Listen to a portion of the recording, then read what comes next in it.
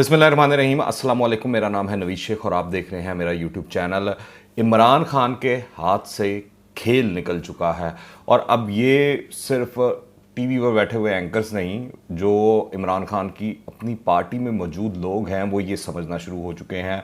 वो डर रहे हैं कि जिस लेवल के ऊपर इन्फ्लेशन या दीगर मामलात और बिगाड़ पैदा कर दिया है तहरीक इंसाफ ने, वो अपने हलकों में किस तरह जाएंगे और आवाम से वोट किस तरह मांगेंगे। कुछ वजीरों को छोड़कर बाकी सब जो हैं इस बेयकीनी में मुब्तला हो चुके हैं कि मुल्क में सब अच्छा नहीं है और किसी भी वक्त कुछ भी हो सकता है। ये बस वजारत की चमक धमक है जिन लोगों ने जिसने कुछ लोगों की आंखें जो है वो चुंधिया दी हैं और वो हर वक्त यही गर्दान करते रहते हैं कि इमरान खान हर हाल में अपने 5 साल पूरे करेंगे। हालांकि मसला ये नहीं है कि इमरान खान अपने 5 साल पूरे करेंगे या नहीं करेंगे, पर सवाल ये है कि जब तक इमरान खान साहब पूरे करें, अपने 5 साल पूरे करेंगे, तो उस वक्त तक अवाम की क्या हालत हो चुकी होगी। अवाम वो 5 साल पूरे कर पाएगी कि नहीं पूरे कर पाएगी इमरान खान की इस हुकूमत के, क्योंकि सिर्फ इस वक्त अवाम ही नहीं, हुकूमत के हमायती एंकर्स जो हैं, जिनको कहा जाता था कि जिनके टिल्ट है हुकूमत की जानिब, वो चाहे सहाफ़ी भी हों चाहे कॉलम निगार हों, इस तरह लगता है कि उन्होंने भी अब अपना रुख जो है इमरान खान से मोड़कर और हुकूमत की नाकामियों को देखकर उनको भी नवाज शरीफ और आसिफ अली जरदारी अब शायद अच्छे लगना शुरू हो चुके हैं। सिर्फ अवाम को नहीं, उन लोगों को भी। यहाँ तक कि अब आप देखें कि तहरीक इंसाफ के खुद अपने अरकान जो हैं निजी असम्बली के अंदर, निजी दोस्तों की जो महफिलें हैं उसके अंदर, वो कहते हैं कि अब अगर हम अवाम में गए तो उनका सामना नहीं कर सकते।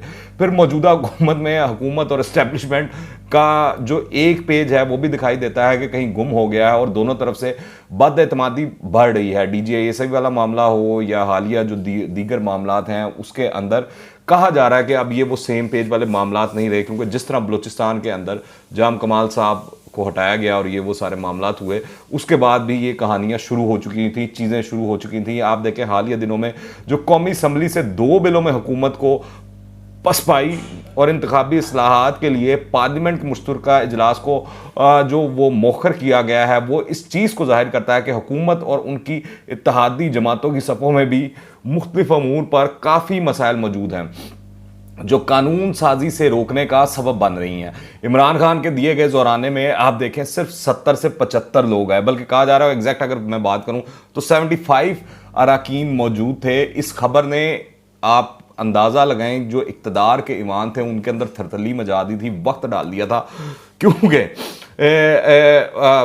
अगर इतनी कम तादाद में MNAs आए तो फिर तो हुकूमत रही नहीं मांगे तांगे की। वो जो पेवंदकारी की थी इमरान खान ने इलेक्टेबल्स को लेकर, अब वो किसके कहने पे की थी ये मैं नहीं जानता, पर वो जो पेवंदकारी की गई थी वो चीज़ें अब रिजल्ट देना शुरू हो चुकी हैं। वो जिस तरह कहते हैं ना, वो अब बच्चे पैदा होना शुरू हो चुके हैं, जो इन्होंने वो किया था, सारे मामलात किए थे।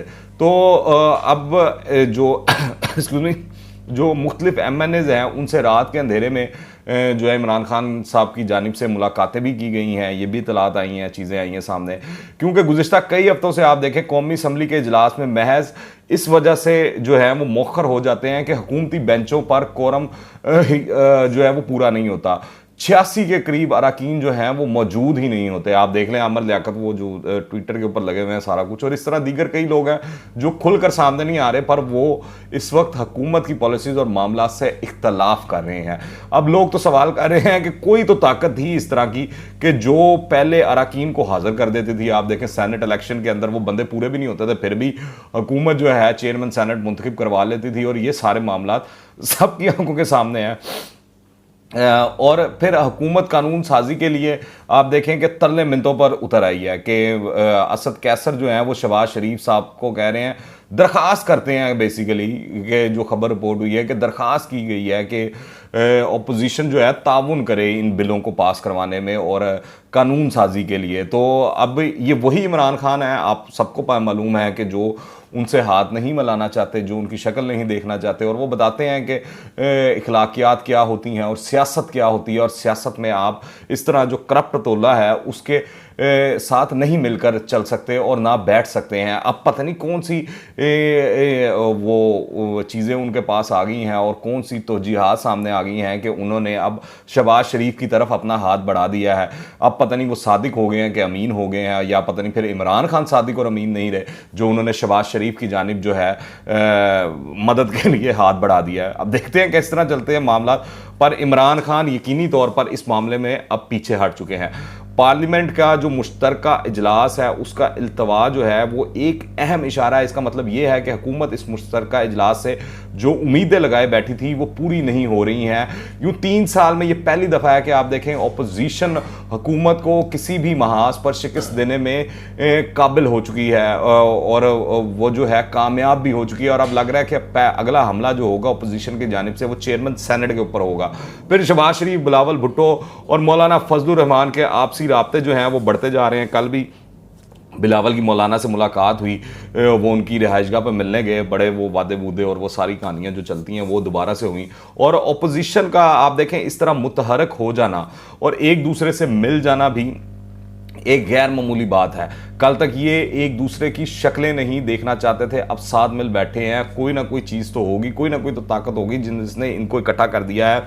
एक्सक्यूज मी, क्योंकि ये वो जो पीडीएम से पीपल्स पार्टी जब ऐलाना हुई थी तो उस वक्त के आप नून लीगी अरकान के और ख़ास तौर पर मौलाना और दीगर लोगों के बयानात उठा के देख लें तो आपको कहानी मालूम हो जाएगी कि क्या चल रही थी और अब क्या किस तरफ जा रही है। दूसरी तरफ वो हुकूमत जिसके वज़ीर आज़म कहते थे कि अपोजिशन से हाथ नहीं मिलाना, अब वो अपोजिशन के लिए पल के बैठाए बैठे हैं, वो लेटने को तैयार हैं। वो अपोजिशन के कहने के ऊपर अगर वो शायद मेरे ख्याल से शहबाज शरीफ इस वक्त कहें कि आपने डांस करना है तो वो डांस करके भी दिखा दें, अगर वो ये हामी भरें कि हम आपके जो ये बिल हैं ये पास करवा देंगे और ताउन कर देंगे इस मामले में।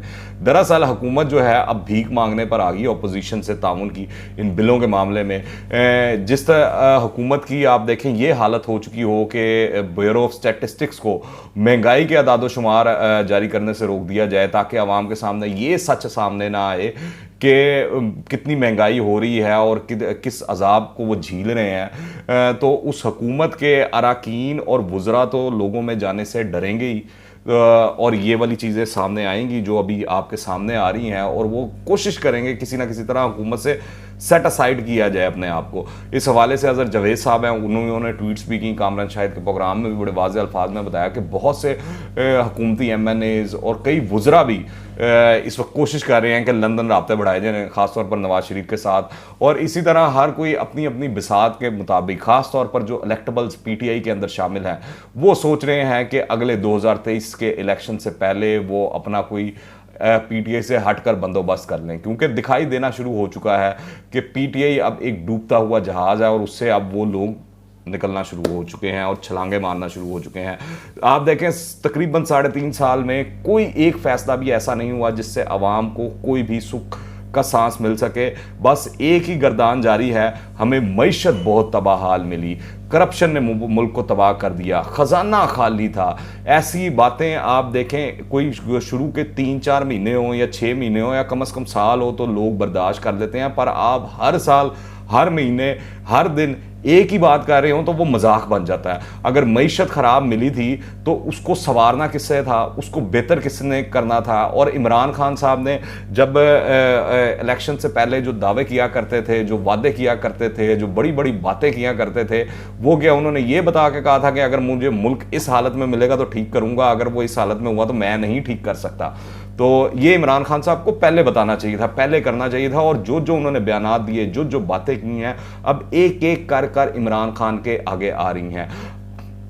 आप देखें इन्होंने 3.5 साल में कोई अच्छाई पैदा की ही नहीं मईशत के अंदर और गवर्नेंस के अंदर, बल्कि उल्टा बिगाड़ पैदा किया। और इतना बिगाड़ पैदा कर दिया है कि अब आने वाली कोई भी हुकूमत जो होगी वो ये कहने के अंदर हक बजानिब होगी कि अवाम को रिलीफ कैसे दें, क्योंकि महंगाई तो आसमान से भी 2 हाथ आगे निकल चुकी है। तो ये इन्होंने हालत कर दी है और ये सूरत हाल है और ये मामलात हैं।